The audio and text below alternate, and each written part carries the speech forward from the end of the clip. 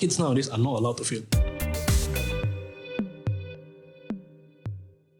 Are kids or are people in general in these times not able to handle stress as much as the people from the past? Or maybe it was not reported. Yeah. It's a really good question to ask, but I think there's really, really complex answers to it, right? Because if you think about it, right, are millennials more susceptible to depression? I don't think so. I don't think that a 20-something-year-old is going to be more likely to be depressed than a 50-year-old. I think it's more likely that a 20-year-old has more access to good knowledge about mental health, right? They understand what depression is, they talk about it, they have access and all that kind of things. And they're also more likely to talk about their feelings, right? Right. Because you're not going to ask a 60-year-old uncle, are you depressed? They say, no, I'm just tired, I just need a beer or whatever it is, and off I go, right? A 20-year-old is more likely to say something like that, right? So that's one possibility, right? Another one also is that, I think because we, as a generation or the younger generations, they are exposed to so much more content, so much more social media, and they're also very forward-facing. So like our parents, for example, our grandparents, they were always consumers, right? So the only people that you see on TV or on the screen is movie stars and things like that. Right now, any of us can be a star. Just download TikTok and off you go. Although you will need a finance license, but we'll get to that later on. Okay, but yeah.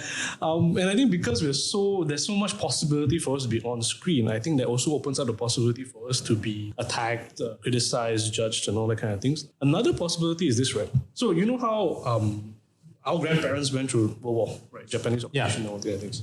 So they raised a generation of people, so our parents who were super hardworking and say, I'm going to strive hard, I'm going to earn money, I'm going to make sure we don't suffer. Yeah. My parents did, right? So because they go through so much hardship, our parents go through so much hardship, right? Naturally, they don't want the kids to suffer as well.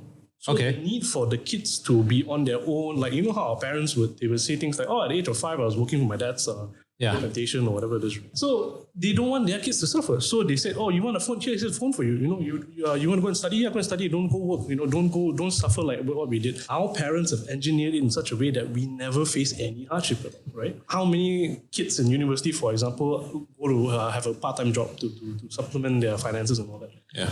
Maybe a third. Compare that with like 30, 40 years ago, it's probably like 3/4. Yeah, almost everybody. Exactly. Yeah. Exactly, right. So, and I think your question is a simple one. It's a really good one, but it's so complex because there's so many possible answers to it, right? So you're saying the reason why I personally think, or many people think, people back then didn't suffer from depression was that people didn't, number one, know it was depression.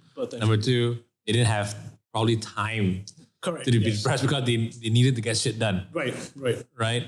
Whereas the generation now, there's a lot of information, they know about things like that, and then they're more in touch with their feelings. Yep. And they have the freedom to actually experience the entire gamut of the emotions that they're going through. Because if not, then if I got to go to work next day, if I got to feed my family, I got no time to be depressed, right? Correct. I got to get up and do my job. But now, because we have more flexibility, we can work from home, we can, work online or whatever. And it gives us a lot more options to experience things that maybe our parents never got to, or grandparents never had a chance to. Why are kids going through this? Kids nowadays are not allowed to fail, right? You think about Facebook, Instagram, TikTok and all that. You go online, you scroll through the pages and the posts and all that. How often do you see a post of someone saying, hey, I failed my exams. I got no A's for SPM. All you see is I got straight A's, I've got a scholarship to Harvard or whatever it is, right? And I think because we have so much access to all these fantastic success stories, and we compare to our lives, which is normal, sometimes we succeed, sometimes we fail, we feel like complete failures. And that just amplifies everything bad about us, which is actually not. If you think about it, this is normal lives. Right? It's come to a point where if I fail once, that's my reality. You and I, we failed multiple times. My driving test, I think went in for 2-3 times. Right? SPM, I was not a straight A student. Right? I still don't know how I made it. You? PhD. Really? Okay. Thanks. Right. Sorry, you seem like one of those kids that I would beat up in the bathroom back when I was in school. Because I was an asshole in school. Right. So that's just how it is. But yeah. So I think because we fail and we learn from that, right? Yeah. We learn how to cope from that and then bounce back from that. Kids nowadays, if they fail, right, it's everywhere, right? Like you and I fail, who remembers you and I remember? Right? Yeah. You fail on Facebook one time, you fail on Instagram one time, that's it, man. You are there forever, right? If your pants tears and then you see your SpongeBob boxes on TV or whatever it is, that's it. It's going to be there forever and ever. So you're just saying that what happened to us back when we were at school, because of the bully culture, that we were bullied at some point, or In my case, I was bullied so much and then I became a bully. Like, that's a whole other discussion for another time. But, Call me. right? It's just amplified a lot more right now because of social media. Right. I get that. But when you see, like when we were kids, we watched like, I watched TV and I watched like a commercial on TV. It looks great. But at the back of my mind, I know it's not 100% how it's supposed to be. Right. I could filter what was real and what was not. Why can't they do that with social media? When you watch a TikTok, when you watch a Facebook live, when you watch an Instagram story, those are real people, right? Those are our friends, our neighbors, our cousins and all that. And that strips away that possibility or that filter that we have, that these are just stories that we're watching. When that happens, it's not the same anymore, right? It's not just a story you're watching, right? So I think that's why there's so much difference. And that's why it's easy for you to filter out way back when. Yeah. And now it's not so easy anymore. I mean, we as adults, we can do it. Yeah. Sure, but you give that to a 12, 13-year-old, they can't.